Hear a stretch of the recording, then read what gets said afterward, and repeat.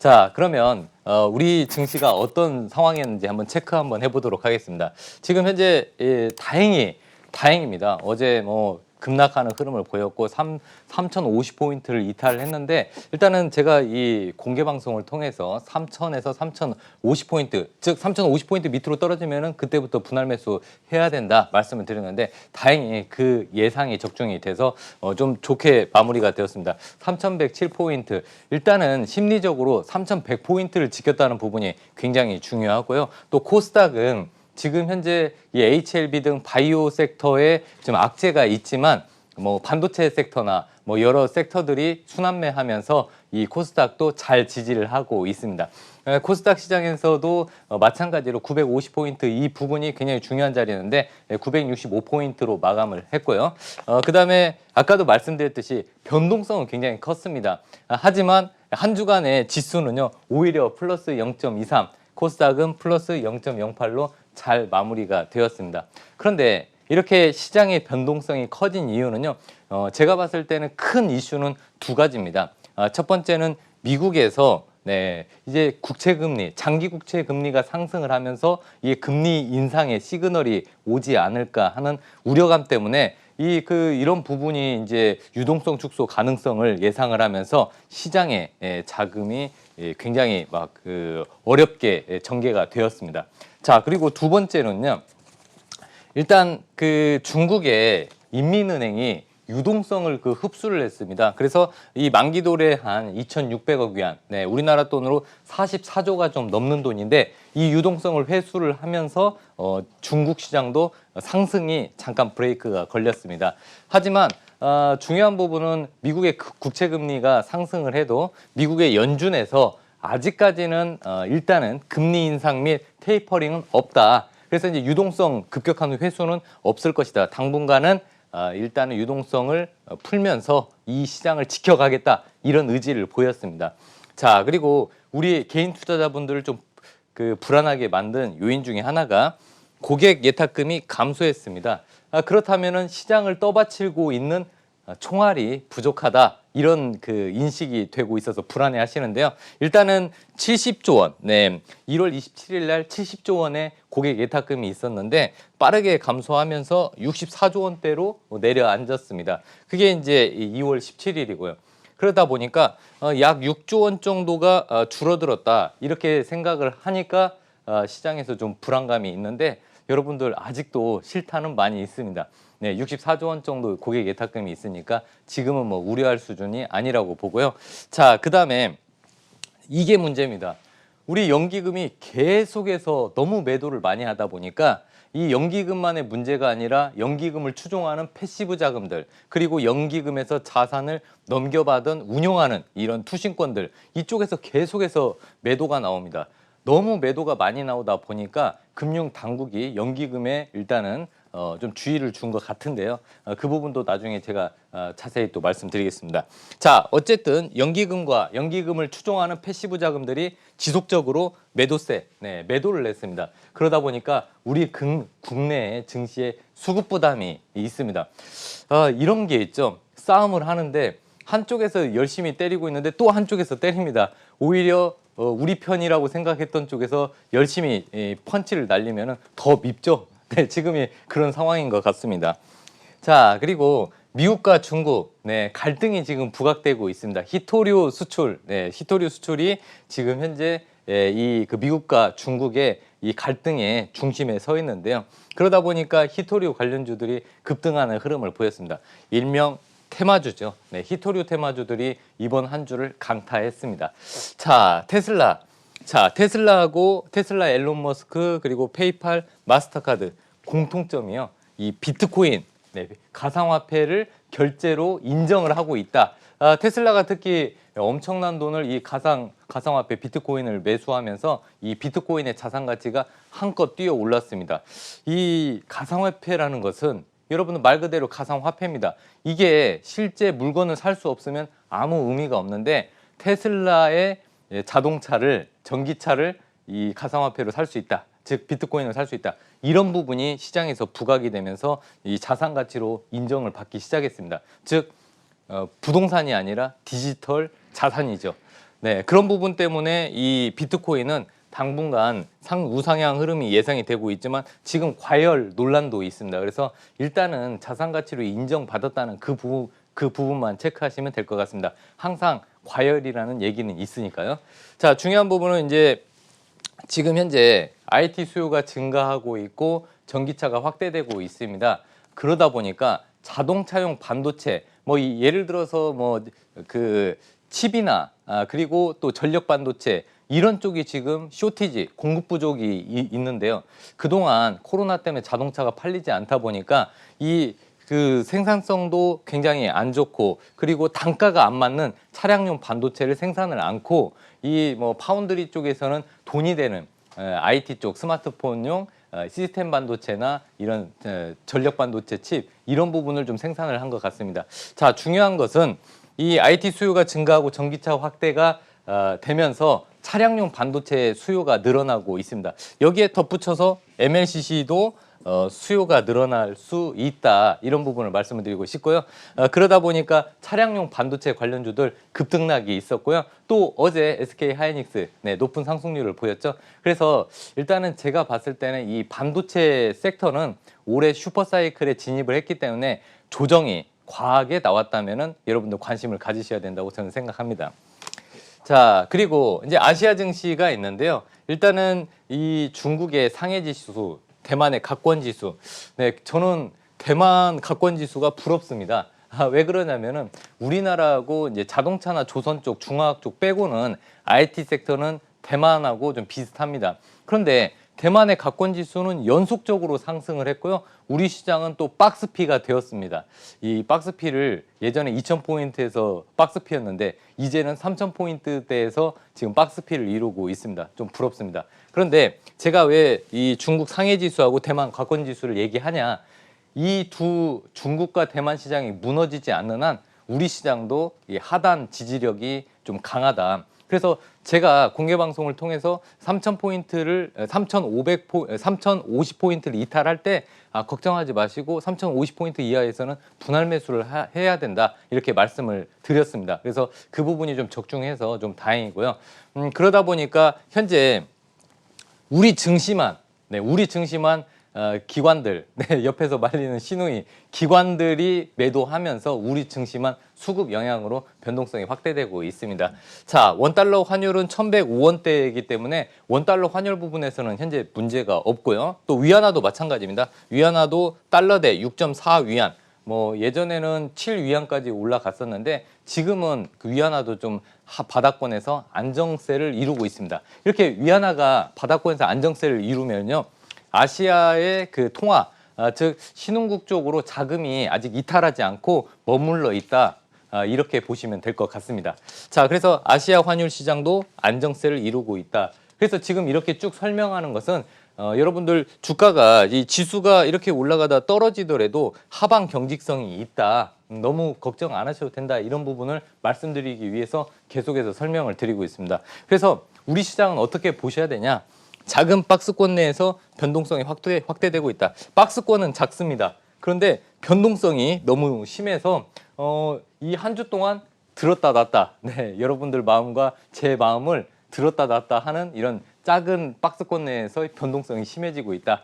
그러면 이런 시장에서는 순환매가 빨라지고 실적 장세 또 이벤트 이슈 종목으로 여러분들 대응을 하셔야 되는데 좀 어려우실 겁니다. 그래서 여기 국고처에서 나와서 여러분들 앞으로 투자 전략, 그다음에 핵심 유망 종목들 이런 종목을 자세히 말씀드릴 테니까요. 시청 계속 쭉 부탁드리겠습니다. 자, 다음 주 투자 전략입니다. 네, 다음 주에는 이벤트가 좀 많은데요. 일단은 코로나 백신, 22일 첫 전문가 자문회의가 있습니다. 그리고 결과가 23일 날 공개가 되니까요. 화이자 백신 관련해서 그리고 최근에 주사기 관련주 지금 현재 가까운 이웃 나라인 일본은 주사기 바늘이 없고요. 네, 그러다 보니까 이 백신을 공급할 수 있는 이 투여를 할 수 있는 주사기가 지금 모자란 실정입니다. 공급 부족 사태가 일어나면서 백신이 있어도 투여를 못하는 그런 상황이 벌어지고 있는데 하지만 우리나라는 그런 부분은 좀 자유로운 것 같습니다. 일단 화이자의 코로나 백신이 자문회의가 있으니까요. 화이자 관련주들 꼭 한번 체크할 필요가 있고요. 자, 두 번째는 U+에서 23일 온택트 콘서트가 있습니다. 물론 이제 LG U+도 봐야 되겠지만은 만약에 온택트 온라인 콘서트가 성공을 한다면은 엔터주들 시장에 관심을 받겠죠. 제가 이 차트를 보니까 이 엔터주들 눌림목에서 지금 이 시장의 관심을 기다리고 있는 듯한 그런 모습을 보이고 있습니다. 그래서 만약에 이제 LG U+의 온택트 콘서트가 성공을 한다면 엔터주들이 반등이 가능성이 있다. 그래서 엔터주들도 관심 있게 보셔야 됩니다. 자, 그러면 또 24일 날 또 중요한 날인데요. 국회 세종의사당 건립.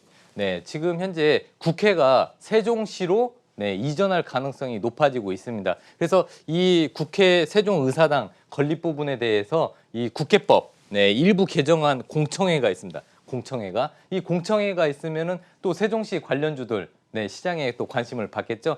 왜 이렇게 테마나 이슈를 말씀을 드리냐? 이런 박스권 장세고 이 지금 순환매가 빠르기 때문에 뭐 뉴스나 이벤트가 나오면은 바로 또 시장에서 이런 종목들이 또 관심을 받을 수가 있기 때문에 말씀을 드리는 겁니다. 세종시 관련주로는 뭐 프롬파스트, 아세아제지, 뭐 영보학 이렇게 있는데 일단은 제가 뭐 이 방송 끝나고 잠시 뒤 10시 30분에 공개 방송을 통해서 세종시 관련주 중에서 차트도 예쁘고 실적도 좀 잘 나오고 또 저평가되어 있는 그런 종목들도 자세히 말씀드리도록 하겠습니다.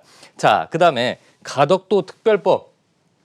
네, 지금 현재 부산 신공항에서 가덕도 이제 신공항으로 이렇게 전환이 됐는데 이 가덕도 특별법이 일단 국토위를 통과했습니다. 통과하고 중요한 부분은 26일 본회의 처리 예정. 그러니까 이번 주에 본회의가 처리가 되면은 가덕도 신공항을 이제 첫 삽을 뜰 수 있는 그 계기가 되는 겁니다. 그래서 이제 김해 신공항 뭐 이런 얘기도 있었는데 이제는 가덕도 신공항 이쪽을 보셔야 되고요. 그러면 가덕도 관련주들은 뭐 영화금속, 부산산업, 한국선제 등이 있는데 이런 그 가덕도 관련주들은 좀 중소형 종목들이 많기 때문에 변동성, 즉 여러분들 조금 매매를 하실 때 주의가 필요합니다.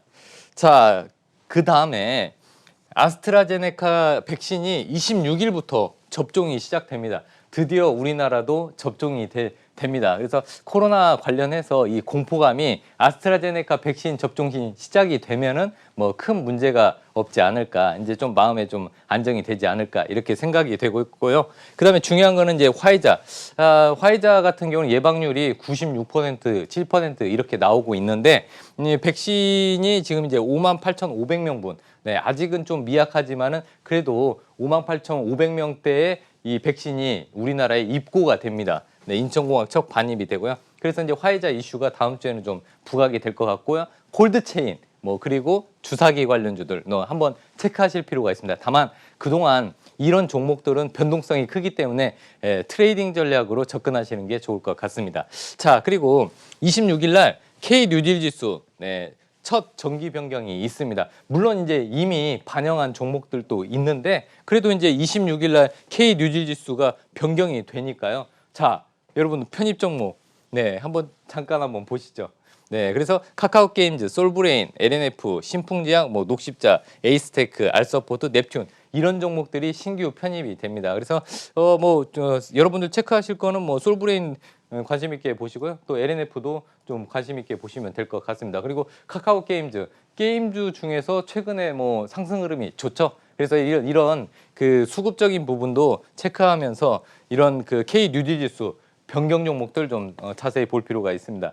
자, 빨리빨리 한번 해보겠습니다. 그래서 현재 지금의 장세는 모멘텀이 일단 부족합니다. 모멘텀이 부족하다는 것은 코스피 지수가 3,150포인트, 3,150포인트를 상단으로 막혀 있다는 부분입니다. 이런 장세에서는 아시다시피 이벤트 그리고 실적이 좋고 그다음에 앞으로 향후 성장성이 높은 그런 종목들을 좀 보셔야 되고요. 그래서 이제 시장보다 중요한 거는 강한 종목을 접근을 하셔야 됩니다.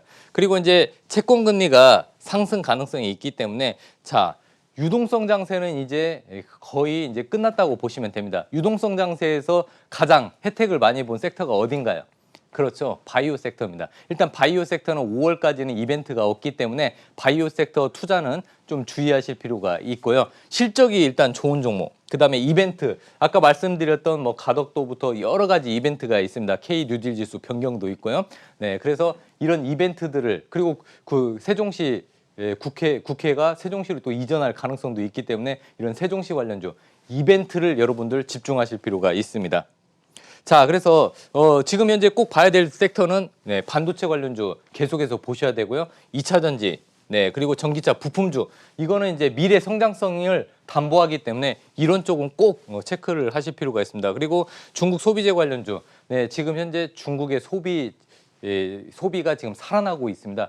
각종 중국의 소비 지표를 보면은 우상향하는 흐름이 지금 보여지고 있기 때문에 중국에 관련된 소비주, 특히 뭐 화장품, 면세점, 그리고 이제 K 컨텐츠, K 드라마를 지금 많이 흡수하고 있죠. 그래서 K 드라마 그리고 이제 중국의 판호가 조금씩 열리고 있습니다. 벌써 2개의 게임이 판호가 허가가 되었습니다. 그러면은 그 다음 판호 허가도 예상이 되겠죠. 그래서 게임주들도 관심 있게 보실 필요가 있고요. 자, 올해는 제가 봤을 땐 건설 관련주들을 꼭 보셔야 됩니다.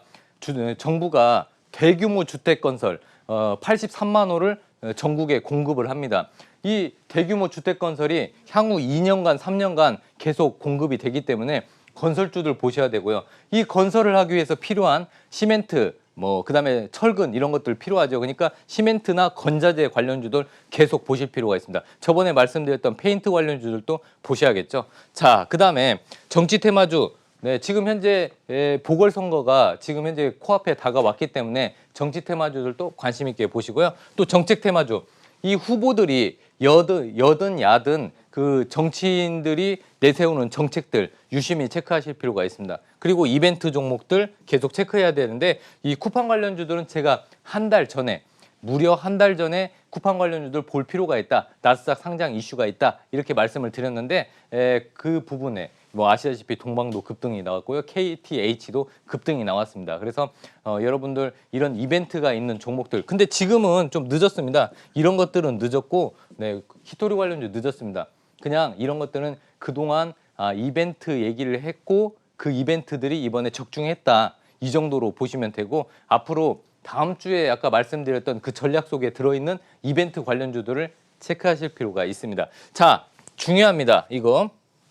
네, 밑줄 짝인데 3월에 상패 시즌입니다. 3월에 상패 시즌이기 때문에 적자가 많이 난 바이오나 그리고 4년 연속 적자 기업이 굉장히 많습니다. 그런 지뢰밭을 여러분들 이제 피하셔야 됩니다. 아무리 차트가 예쁘더라도 이제 상패 시즌에 도래하면은 관리 종목 지정이나 그리고 또 상패될 가능성이 높은 종목들은 또 갑자기 급락하는 흐름을 보일 수 있고요. 또 검찰 조사나 금융 당국의 조사를 받을 수도 있습니다. 그래서 조심하시고요. 자, 왜 3월에 그 상패 시즌이냐? 12월 결산법인의 결산 시즌입니다. 결산을 해야죠. 그래서 경영 부실, 네, 그리고 연속 적자 기업 굉장히 조심하셔야 됩니다. 그래서 3월 달에는 우량한 실적주 위주로 좀 보자 이런 말씀을 드리고 싶습니다.